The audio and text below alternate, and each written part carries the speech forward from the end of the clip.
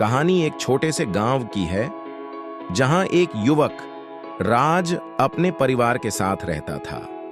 गांव में उसका दोस्त विक्रम भी था। राज और विक्रम की दोस्ती बचपन से शुरू हुई थी और यह दोस्ती बढ़ती चली गई। एक दिन गांव में बड़ा समस्या उत्पन्न हो गई। गांव के पास का नदी समय समय पर अपनी सीमा पार करके गांव के खेतों को भिगा देती थी, जिससे फसलें कई बार नष्ट हो जाती थीं। लोग समस्या के सामने हार मान गए और उनमें से कुछ ने अपने खेतों को छोड़ दिए।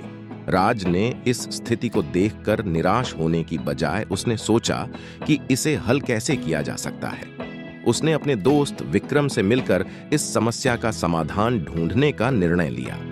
विक्रम और राज ने मिलकर गांव वालों को साथ मिलकर काम करने के लिए कहा। उन्होंने एक समूह बनाया और विभिन्न तकनीकों का इस्तेमाल करके नदी को रोकने की योजना बनाई। वे लोग मिलकर खुदाई करने लगे।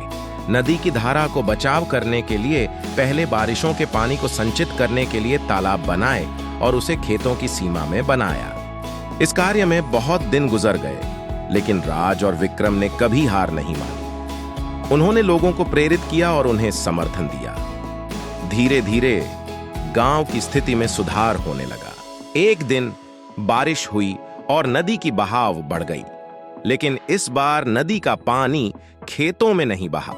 समृद्ध की बुआई हुई फसलों ने लोगों को नई उम्मीद दी और गांव में आत्मविश्वास की रोशनी दिखाई।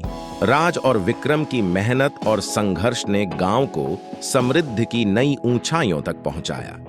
लोगों की सामूहिकता में समर्थन और सहयोग की भावना ने गांव को एक नया दृष्टिकोण दिया।